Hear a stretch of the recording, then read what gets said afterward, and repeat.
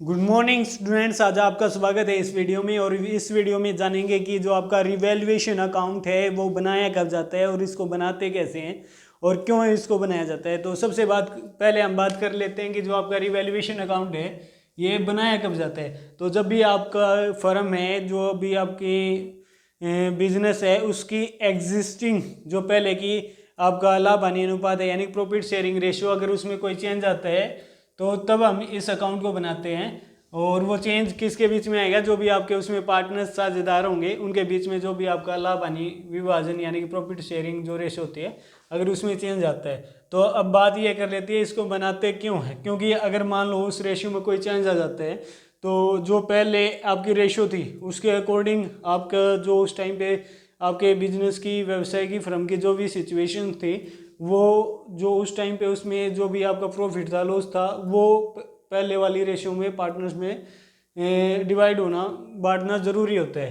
तो इसलिए इसको हम बनाते हैं। और ये एक जायज़ बात भी है क्योंकि जो आपके पहले पार्टनर्स थे, साझेदार थे, वो बोलेंगे भैया प्रॉफिट ज़्यादा तो हमें उसके अकॉर्डिंग प्रॉफिट मिलना चाहिए, आगे का वैसे होना चाहिए जैसे अब चेंज आता है। तो ये इसलिए इसको बनाते हैं। तो सबसे पहले बात कर लेते हैं इसकी टू साइड की। एक होती है इसकी डेबिट साइड और दूसरी होती है क्रेडिट साइड। तो ये जो आपका अकाउंट है, ये आपका अकाउंट जो आपने 3 अकाउंट पढ़े थे, कौन से? पर्सनल अकाउंट, नॉमिनल अकाउंट और रियल अकाउंट, जो आपने 11th क्लास में पढ़े थे, उसके अंडर में इसका क्या आता है? ये आपका रिवैल्यूएशन अकाउंट आता है आपका नॉमिनल अकाउंट में। नॉमिनल अकाउंट यानी कि जो आपका नाम मात्र जो खाता है, नाम मात्र जो खाता है उसके अंडर में आता है। और उसी का रूल इस पे लागू होता है, जिसमें हम क्या करते थे, जो भी हमारे एक्सपेंसेस होते थे, एक्सपेंसेस और ऑल लॉसेस, उसको हम क्या करते थे? डेबिट करते थे। ये आपको ध्यान रखना है कि उसमें हम इसको डेबिट करते थे। और जो आपकी इनकम होती थी, इनकम एंड ऑल बेनिफिट्स, उसको हम क्रेडिट करते थे। वही रूल आपका यहाँ पे एप्लीकेबल होगा। तो जो भी आपकी इनकम है, जो भी आपका प्रॉफिट है, वो आपका यहाँ पे आ जाएगा। यानी कि इनकम कब होगी, आपका प्रॉफिट कब होगा? जब आपकी एसेट्स बढ़ जाती है पहले के मुकाबले में। या दूसरा रीजन हो सकता है क्या? जब आपकी लाइबिलिटी कम हो जाए तो वो भी आपकी एक तरीके से क्या हो जाती है? इनकम हो जाती है। तो आपको ध्यान रखना है इसकी जो आपकी डेबिट साइड है उसमें 3 आइटम को आपको याद रखना है। क्या? एक तो आपकी इंक्रीज हो रही है, क्या? Value of assets. जब भी आपकी वैल्यू ऑफ एसेट्स इंक्रीज होती है, बढ़ जाती है पहले के मुकाबले में, तो हम debit side, credit side record करेंगे। और जब भी आपकी लाइबिलिटी है वो डिक्रीज हो जाती है तो भी उसको हम क्रेडिट साइड रिकॉर्ड करेंगे। और मान लो कि पहले हम किसी एसेट्स को रिकॉर्ड नहीं किया था, रिकॉर्ड करना भूल गए थे। मान लो हमने फर्नीचर खरीदा था और उसको रिकॉर्ड करना भूल गए, उस टाइम पे रिकॉर्ड नहीं किया, तो वो भी आपका यहीं पे आएगा, क्या? अनरिकॉर्डेड एसेट्स के इस तरफ क्रेडिट साइड। तो आपको ध्यान रखना कि पूरा का पूरा अमाउंट यहाँ पे नहीं आएगा। जो भी चेंज है, मान लो ये तो भूल गए थे, ये तो कंप्लीट अमाउंट यहाँ आ जाएगा। जैसे कि 5,000 रुपये का फर्नीचर था, रिकॉर्ड करना भूल गए थे, ये कंप्लीट अमाउंट यहाँ पे आ गया 5,000 रुपये। और आपको ध्यान रखना है कि जो ये है increase in the value of asset, जितना इंक्रीज हुआ सिर्फ वही आएगा। जैसे कि मान लो कि आपकी पहले एसेट कितनी थी? 1,00,000 रुपये की थी। बाद में क्या हुआ? 1,00,000 रुपये से इसकी वैल्यू होगी 1,20,000, यानी कि 1,20,000 रुपये इसकी वैल्यू होगी। तो आपको यहाँ पे अमाउंट सिर्फ चेंज वाला लिखना है। कितना? जो 20,000 रुपये आपकी बढ़ी है, तो वो 20,000 रुपये यानी कि 20,000 वाला अमाउंट ही आपको यहाँ पे लिखना है। कंप्लीट अमाउंट आपको यहाँ पे नहीं लिखना है। और वैसे ही जितनी आपकी ये लाइबिलिटी डिक्रीज हो जाती है, मान लो कि पहले आपके क्रेडिटर कितने थे? 80,000 रुपये के, यानी कि 80,000 के आपके क्रेडिटर्स थे। और आपका नीचे क्वेश्चन में एडजस्टमेंट में दे रखा है कि भाई जो क्रेडिटर्स हैं वो आपका 10,000 रुपये कम में मान गए हैं, यानी कि अब कितने देने पड़ेंगे? 70,000, यानी कि 70,000 रुपये। तो जो ये गैप है ना 10,000 रुपये का, 10,000 का, वही हम यहीं पे रिकॉर्ड करेंगे 10,000, बस ज़्यादा कुछ नहीं, बस वही रिकॉर्ड करेंगे। इन तीनों का आपको ध्यान रखना है कि साइड पे, क्रेडिट साइड पे क्या आएगा? Increase in the value of asset, जब भी आपकी एसेट्स इंक्रीज हो जाती है, बढ़ जाती है, तो वो आपकी क्रेडिट साइड लिखते हैं हम किसमें, रिवैल्यूएशन अकाउंट में। और दूसरा क्या हो जाता है, अगर हम किसी जो भी लाइबिलिटी है वो डिक्रीज हो जाती है तो उसको भी हम काम पे लिखते हैं, क्रेडिट साइड ही लिखते हैं। और तीसरा आता है कि जिस एसेट्स को हम रिकॉर्ड करना भूल गए थे, अनरिकॉर्डेड जो एसेट्स है उसको यहाँ पे रिकॉर्ड करेंगे। सीक्वेंस की कोई बात नहीं है इसमें, आप ऐसे भी कर सकते हो कि पहले आपको एसेट्स याद रहता है तो एसेट लिखो क्या, जब एसेट्स हमारी इंक्रीज हो जाती है, बढ़ जाती है, तो एक तो उसको लिखते हैं हम क्रेडिट साइड में, दूसरा कोई एसेट्स को लिखना भूल गए थे, अनरिकॉर्डेड थी, उसको भी इसी साइड लिखते हैं। और तीसरा क्या, जो हमारी लाइबिलिटी है वो पहले से कम हो गई, जितना भी कम हुई सिर्फ वो आएगा, उसको यहाँ पे लिख देते हैं। तो ये 3 आइटम आपको ध्यान रखने हैं पहले।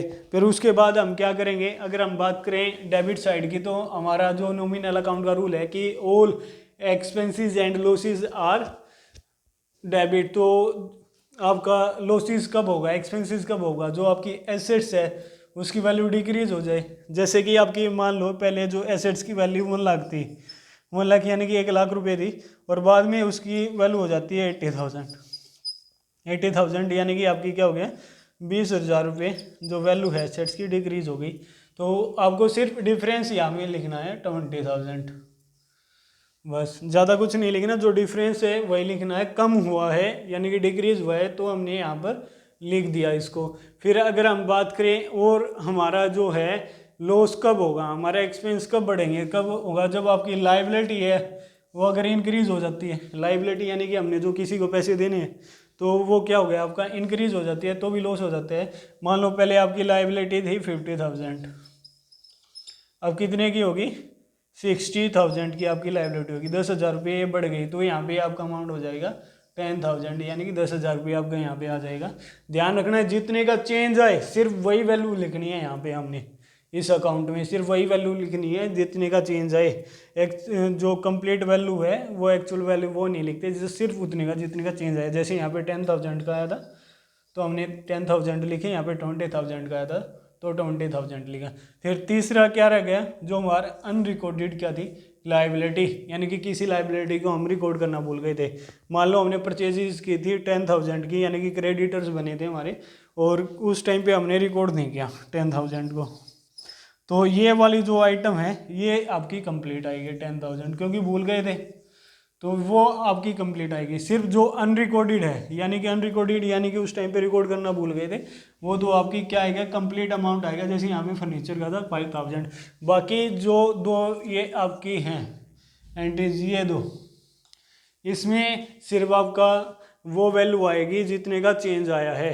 या तो आप इस साइड को याद कर लो या इस साइड को याद कर लो, उसका अपोजिट करोगे तो दूसरी साइड अपने आप बन जाएगी।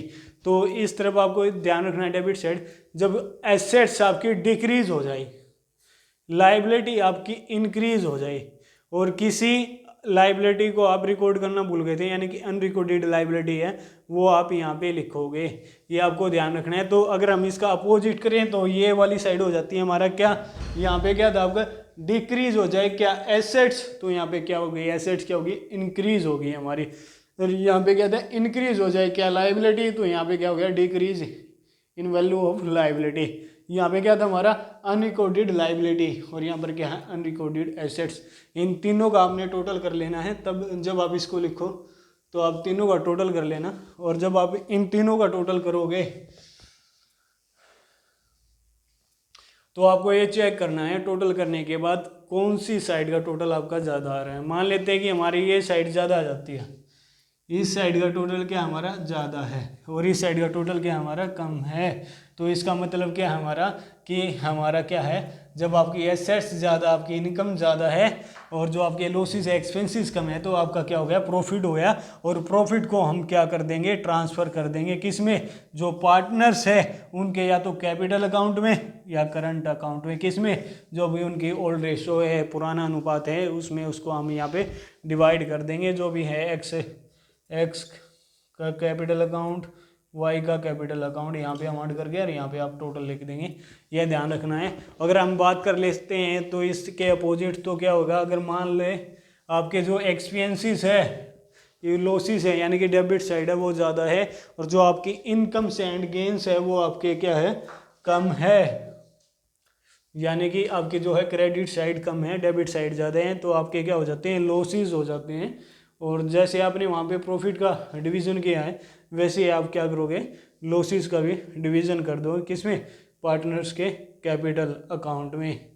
जैसे वहाँ पे किया सेम, यहाँ पे यहाँ टोटल लिख दोगे, और इस तरफ आ जाएगा इस तरफ का टोटल, और इस तरफ आ जाएगा इस तरफ का टोटल। आपको ध्यान रखना है ये टोटल आपका क्या आएगा, इक्वल आएगा, ज़्यादा इसमें कंफ्यूज नहीं होना है। और जैसे हमने एक profit and loss appropriation account किया था इससे पहले, जैसे उसमें जर्नल एंट्री करते थे, उसी तरीके से इसकी जर्नल एंट्री करनी है। बस ध्यान रखना है, इसमें आपके सिर्फ दो ही नाम आते हैं।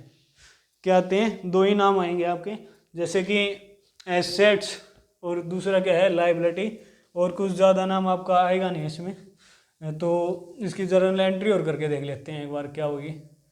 तो देखो इसकी क्रेडिट साइड में है, जो इसकी एंट्री करके दिखा देता हूँ। तो क्या आपकी increase in the value of assets, यानी कि आपका यहाँ पे बाय है, तो ये एंट्री आपकी क्या चली जाएगी, डेबिट चली जाएगी। तो बाय है तो डेबिट आएगी। क्या हो गया, आपकी एसेट्स हैं, यहाँ पे सिर्फ हमें एसेट्स लिखेंगे, ये नहीं लिखेंगे increase in the value of assets, सिर्फ assets account, assets account debit, ये आपको ध्यान रखना है। क्या लिखेंगे, एसेट्स अकाउंट डेबिट। और अगर हम रिवैल्यू उसकी profit and loss appropriation account की तरह बात करें, तो हमने सीखा था अगर जिस अकाउंट को हम बनाते हैं वो क्रेडिट हुआ है तो उसको क्रेडिट कर देंगे, डेबिट हुआ तो डेबिट कर देंगे। तो अगर हम इसकी बात करें रिवैल्यूएशन अकाउंट की, जब हमने ये ट्रांजैक्शन की तो अकाउंट हो गया हमारा क्रेडिट, तो यहाँ पे हम कर देते हैं to revaluation account, to revaluation account. जितने का चेंज आया वो अमाउंट हमारा यहाँ पे आ जाएगा। तो देखो यहाँ पे नेक्स्ट एंट्री में करते हैं क्या, decrease in the value of liability, liability हमारी डिक्रीज हो गई है। तो रिवैल्यूएशन अकाउंट को हमने क्या किया यहाँ पे, क्रेडिट। तो रिवैल्यूएशन अकाउंट को पहले ही लिख लेते हैं, टू रिवैल्यूएशन अकाउंट। किस में चेंज आया था, हमारी लायबिलिटी में आया था, तो यहाँ पे लिख देते हैं liability,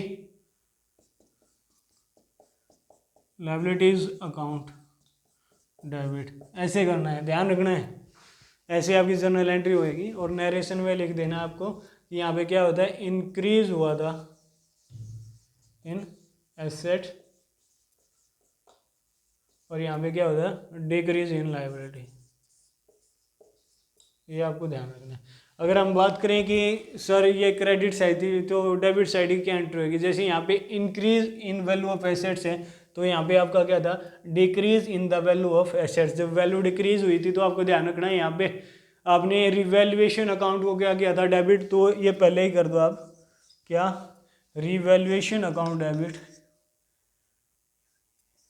revaluation account debit to, क्या हुआ था, चेंज किस में आया था, डिक्रीज हुई थी आपकी एसेट्स, तो यहाँ पे लिख देते हैं टू एसेट्स अकाउंट।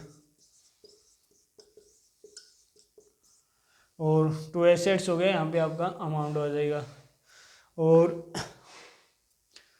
और बाकी की जो आपकी एंट्री आ गई, इंक्रीज इन लायबिलिटी, और जो अनरिकॉर्डेड लायबिलिटी थी वो ऐसे ही हो जाएगा, रिवैल्यूएशन अकाउंट का हम डेबिट कर दें, और यहाँ पे हो जाएगा टू लायबिलिटी, और ऐसे ही सेकंड वाली हो जाएगी फिर revaluation account debit to liability. उम्मीद है आपको ये अकाउंट अच्छे से समझ में आया होगा, और इसकी जर्नल एंट्री आपको कैसे करनी है वो भी अच्छे से समझ में आया होगा। बस ध्यान रखना है आपको, यहाँ पे कंप्लीट अमाउंट नहीं लिखना है, सिर्फ क्या लिखना है, जितने का चेंज आया।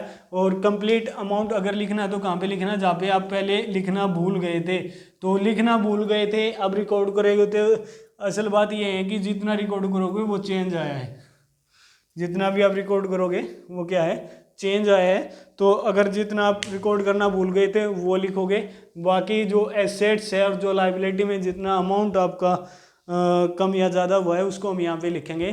तो उम्मीद है आपको ये अच्छे से समझ में आया होगा। आज के लिए इतना ही काफ़ी है। Have a nice day.